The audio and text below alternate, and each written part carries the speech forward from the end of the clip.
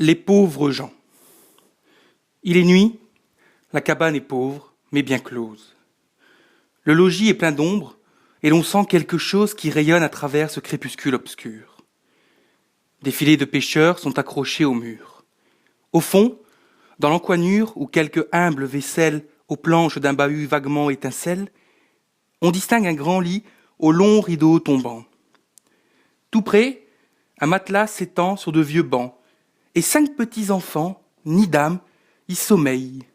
La haute cheminée, où quelques flammes veillent, rougit le plafond sombre, et, le front sur le lit, une femme à genoux prie, et songe, et pâlit. C'est la mer, elle est seule, et dehors, blanc d'écume, au ciel, au vent, au roc, à la nuit, à la brume, le sinistre océan jette son noir sanglot. L'homme est en mer. Depuis l'enfance matelot, il livre au hasard sombre une rude bataille. Pluie ou bourrasque, il faut qu'il sorte, il faut qu'il aille, car les petits enfants ont faim. Il part le soir quand l'eau profonde monte aux marches du musoir. Il gouverne à lui seul sa barque à 4 voiles. La femme est au logis, cousant les vieilles toiles, remaillant les filets, préparant l'hameçon, surveillant l'âtre où bout la soupe de poisson, puis priant Dieu sitôt que les 5 enfants dorment. Lui, seul, battu des flots qui toujours se reforment, il s'en va dans l'abîme et s'en va dans la nuit. Dur labeur, tout est noir, tout est froid, rien ne luit.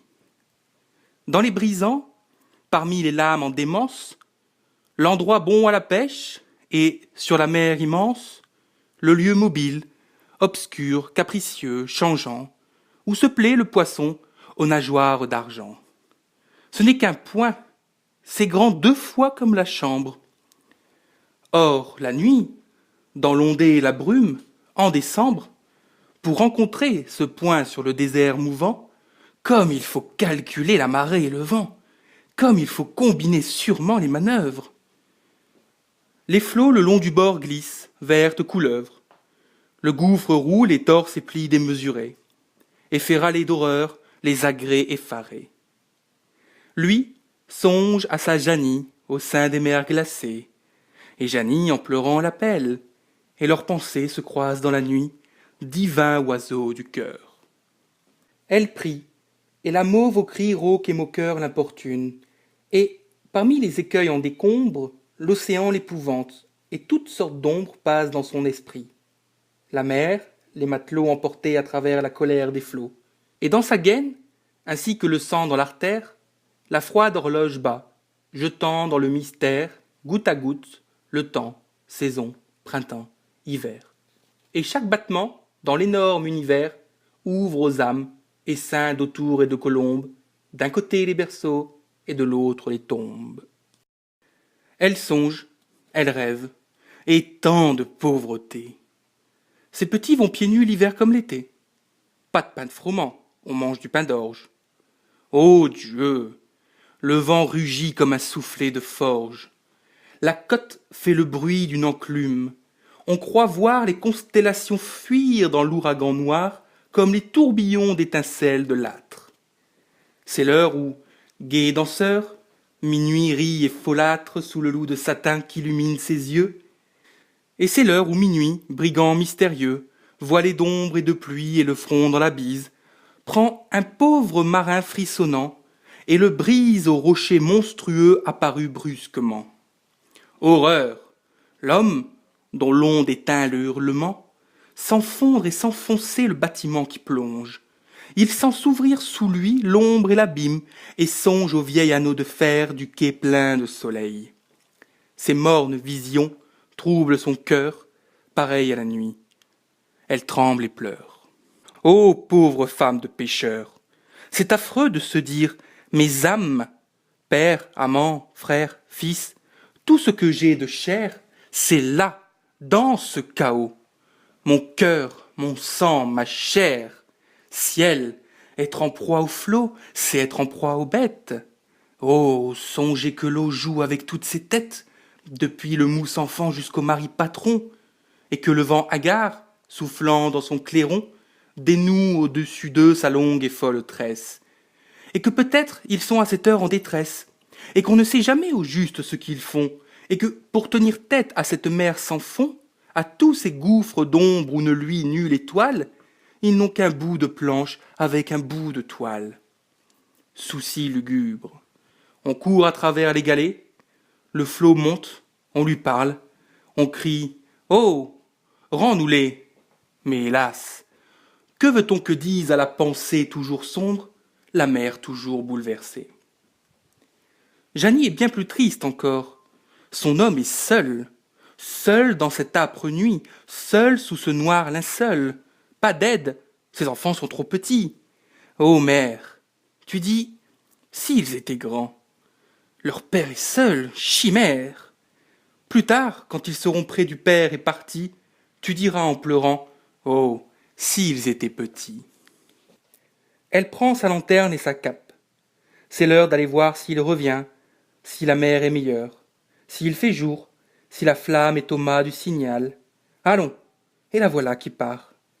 L'air matinal ne souffle pas encore, rien, pas de ligne blanche dans l'espace où le flot des ténèbres s'épanche. Il pleut, rien n'est plus noir que la pluie au matin.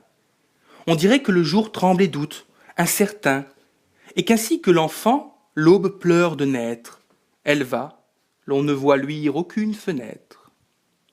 Tout à coup, à ses yeux qui cherchent le chemin, avec je ne sais quoi de lugubre et d'humain, une sombre massure apparaît, décrépite. Ni lumière, ni feu, la porte au vent palpite. Sur les murs vermoulus branle un toit hasardeux. La bise sur ce toit tord des chaumes hideux, jaunes, sales, pareils aux grosses eaux d'un fleuve. Tiens, je ne pensais plus à cette pauvre veuve, dit-elle. Mon mari, l'autre jour, la trouva malade et seule. Il faut voir comment elle va. Elle frappe à la porte. Elle écoute. Personne ne répond. Et Jeannie, au vent de mer, frissonne. Malade, et ses enfants, comme c'est mal nourri. Elle n'en a que 2, mais elle est sans mari. Puis elle frappe encore. Hé, voisine, elle appelle. Et la maison se tait toujours. Ah, Dieu, dit-elle, comme elle dort, qu'il faut l'appeler si longtemps. La porte, cette fois, comme si, par instant, les objets étaient pris d'une pitié suprême, morne, tourna dans l'ombre et s'ouvrit d'elle-même. Elle entra. Sa lanterne éclaira le dedans du noir logis muet au bord des flots grondants. L'eau tombait du plafond comme des trous d'un crible. Au fond était couchée une forme terrible, une femme immobile et renversée, ayant les pieds nus, le regard obscur, l'air effrayant, un cadavre. Autrefois, mère joyeuse et forte, le spectre échevelé de la misère morte, ce qui reste du pauvre après un long combat. Elle laissait, parmi la paille du grabat, son bras livide et froid et sa main déjà verte pendre, et l'horreur sortait de cette bouche ouverte, d'où l'âme, en s'enfuyant, sinistre, avait jeté ce grand cri de la mort cantant l'éternité. Près du lit où gisait la mère de famille, 2 tout petits enfants, le garçon et la fille, dans le même berceau souriaient endormis. La mère, se sentant mourir, leur avait mis sa mante sur les pieds et sur le corps sa robe, afin que, dans cette ombre où la mort nous dérobe, ils ne sentissent pas la tiédeur qui décroît, et pour qu'ils eussent chaud pendant qu'elle aurait froid. Comme ils dorment tous 2 dans le berceau qui tremble, leur haleine est paisible et leur front calme. Il semble que rien n'éveillerait ces orphelins dormants, pas même le clairon du dernier jugement, car, étant innocents, ils n'ont pas peur du juge. Et la pluie au dehors gronde comme un déluge. Du vieux toit crevassé, d'où la rafale sort, une goutte parfois tombe sur ce front mort, glisse sur cette joue et devient une larme. La vague sonne ainsi qu'une cloche d'alarme. La morte écoute l'ombre avec stupidité.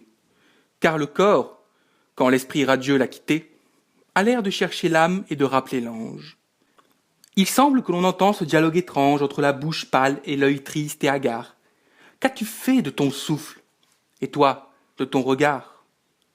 Et hélas, aimez, vivez, cueillez les primes verts, Dansez, riez, brûlez vos cœurs, videz vos verres. Comme au sombre océan arrive tout ruisseau, le sort donne pour but au festin, au berceau, aux mères adorant l'enfance épanouie, aux baisers de la chair dont l'âme est éblouie, aux chansons, aux sourires, à l'amour frais et beau, le refroidissement lugubre du tombeau. Qu'est-ce donc que Jeannie a fait chez cette morte? Sous sa cape aux longs plis, qu'est-ce donc qu'elle emporte? Qu'est-ce donc que Jeannie emporte en s'en allant? Pourquoi son cœur bat-il? Pourquoi son pas tremblant se hâte-t-il ainsi? D'où vient quand la ruelle elle court, sans oser regarder derrière elle? Qu'est-ce donc qu'elle cache avec un air troublé, dans l'ombre, sur son lit? Qu'a-t-elle donc volé? Quand elle fut rentrée au logis, la falaise blanchissait. Près du lit, elle prit une chaise et s'assit toute pâle. On eût dit qu'elle avait un remords, et son front tomba sur le chevet, et, par instant, à mots entrecoupés, sa bouche parlait pendant qu'au loin grondait la mer farouche. Mon pauvre homme! Ah, mon Dieu, que va-t-il dire? Il a déjà tant de soucis. Qu'est-ce que j'ai fait là? 5 enfants sur les bras, ce père qui travaille. Il n'avait pas assez de peine. Il faut que j'aille lui donner celle-là de plus. C'est lui? Non, rien. J'ai mal fait. S'il me bat, je dirai, tu fais bien. Est-ce lui? Non, tant mieux. La porte bouge comme si l'on entrait. Mais non. Voilà-t-il pas, pauvre homme, que j'ai peur de le voir rentrer, moi, maintenant? Puis elle demeura pensive et frissonnant, s'enfonçant par degrés dans son angoisse intime, perdue en son souci comme dans un abîme, n'entendant même plus les bruits extérieurs, les cormorans qui vont comme de noirs crieurs, et l'onde et la marée et le vent en colère. La porte tout à coup s'ouvrit, bruyante et claire, et fit dans la cabane entrer un rayon blanc.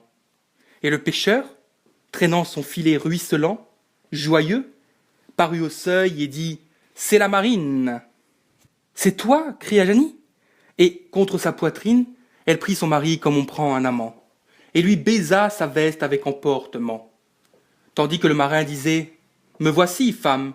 et montrait sur son front qu'éclairait l'âtre en flamme son cœur bon et content que Jeannie éclairait.